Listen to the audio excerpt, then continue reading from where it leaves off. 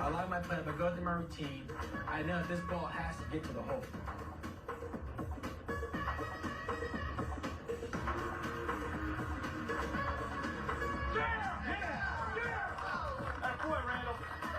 The energy he's shown when he made that putt, it just kind of gave us new life.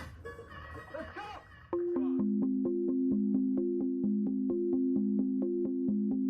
We came to a complete halt on the freeway, and one of my buddies said, "Hey, Randall, we're about to get hit," because he saw the car behind us couldn't see us in the blind spot. And I turned, and as soon as I turned, the car was plowing into the back of us. And that's what jarred up my arm, where scar tissue started forming around the arteries and nerves in my right arm, and I ultimately ended up losing the full use of my right arm.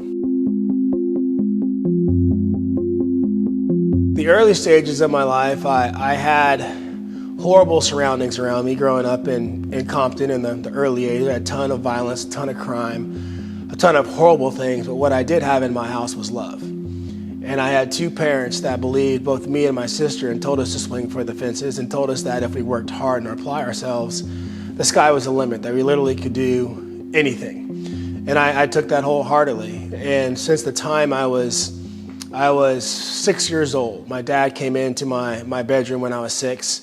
He sat down on the side of the bed and he said, "Randall, you're black, we're poor, we live in America. Not only are doors going to be shut for you your entire life, they're going to be chained shut." He said, "You can either accept the fact that these doors are shut, or you can get really good at kicking doors down."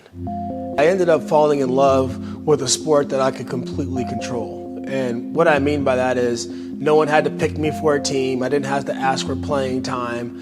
I didn't have to worry about a scout seeing me at the right time.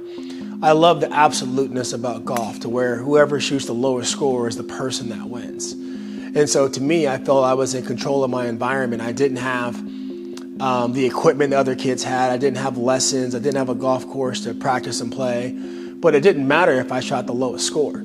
And so I would show up with holes in my shirt, and I'd have tennis shoes and mismatched clubs from different sets. One set would be from TaylorMade, another set would be from Titleist. It was just a bit, a hodgepodge set. And if you looked at me, I didn't look like much, but I knew when I showed up to the golf course, there was no one else my age that had put the time in than I did. So I felt that was my competitive advantage. So I ended up getting a full ride scholarship to Pepperdine University, who were the reigning national champions, #1 in the nation. I was the highest paid scholarship player on the team, and I was hype. I mean, this is the first time in my life I was going to have a golf course to play with. I was going to have round balls to practice with. I got brand new equipment. I had brand new gear. It was like a tiger going into a buffet. Because I'm like, here I am. I actually have the resources I've been begging for in my head or fantasizing about my entire life. And no one's going to make more use of these resources than me. And literally, I was literally going to church to thank God for this blessing. And I was going to church religiously. And ironically, when I was coming back from church is when I ended up getting in the car wreck. I ended up going and seeing the #1 spine surgeon in Dallas. And he literally told me, "Randall, you're never going to be able to use your arm again. Forget about it. I've looked at the nerves. The nerves are too damaged. I've been doing this for over, 2 decades. Forget about it." And I remember there was a bus stop outside of his office. And I went and sat down on the bus stop, and I was like, "Hey, this is the one time I'm going to allow you to feel sorry for yourself." And my whole plan was just to cry it out and get all the emotion out before I began the fight. And ironically, I couldn't even cry because I was so amped to get in the fight. And I knew my fight was going to be a long journey, but it was going to be a journey worth living. And I knew nothing about the body. I knew nothing about anatomy at the time. So I was like, hey, if I'm going to learn something different than what these doctors, these physical therapists, the chiropractors, the specialists that I was seeing, I first have to learn what they know. It took me over 4 years of relentless trying to do it, but it was worth the fight. And literally everything I had growing up as a child, nothing was ever easy. Nothing was ever fair. My dad raised me like, you don't need it to be fair. Champions don't need things to be fair. They figure it out. And so I definitely had that mentality when, okay, the doctors couldn't fix me, so now I got to go invent something. And, I taught myself how to play golf in a dirt field, so I figured I could figure this out as well. And I thought I'd be 50 or 60 years old by the time I figured it out. I didn't expect to figure it out as soon as I did. But my mentality was, I was on a 20-year fight. I was going to fight till the end of my life trying to figure it. So I ended up getting some traction and ended up not only helping myself, but ended up meeting a lot of unique people that struggle with pain along the way with myself, which ultimately led me to stop playing golf professionally and build my business first full time to see how many people I could actually help with this unique intellectual property I invented. Growing up in Compton, a lot of times you end up situations where you're just there, and it doesn't matter why you got there or how you got there. You're there and you do everything you can to get through it.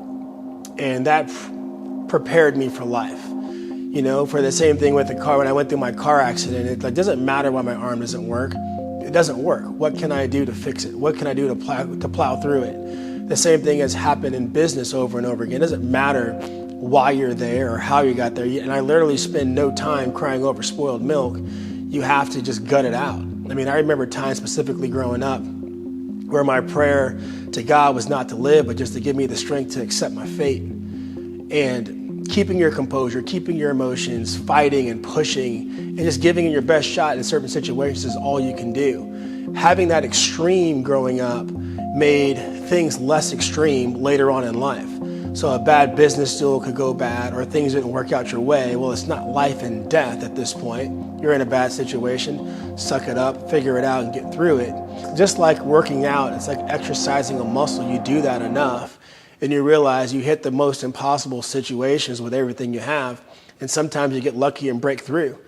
I feel one of the biggest benefits I have with Apex Fit members is I can relate to them, especially the ones that come with pain, the ones that come with trying to figure things out. Of people that come to Apex Fit is because they're not getting a result somewhere else, or they're missing 5% or 10%, on the pain side. I get it. I'm a pain misfit. I was one of the ones in the culture that got told by, dozens and dozens of physicians something's impossible. And when people come into my office and they've been struggling, we giggle and we laugh together because it's like, I understand your journey. Let me guess. This is exactly where you are. You're emotionally beat up. You feel like you're on a first date with me, and then you feel like I'm going to break your heart because you get your emotions up. And they start laughing when they look at it that way, but that's truly how it feels when you're in pain and you're searching. And we've been able over the course of almost 2 decades now to help thousands of people out of chronic pain. And on the performance side, it's been very fulfilling as well, helping people find the last 5%, 10% that makes all the difference. We had an Olympic archer that I worked with that was getting sent home from the Olympic Training Center that I helped find the missing 10%, which allowed him to not only make the Olympic team, but become the first American to medal in the London Olympics. We've broken world records in track and field. We've helped baseball pitchers. We've helped football players. We've helped NBA players. We've helped numerous golfers on the PGA and LPGA Tour find that missing percent. 5%, 10%, that's literally been life-changing for them. So I feel that every member can benefit because they have someone that understands ultimately why they're coming into Apex Fit. They're coming into Apex Fit for a bottom line result. And there's no methodology better in the world than Bionetics and what we do at Apex Fit. There's no data tracking system more advanced, more better than Apex Fit. There's no technology found anywhere else in the world that's more advanced than the technology that we use here at Apex Fit, which hedges our bet to allow people to get the best result in the shortest amount of time.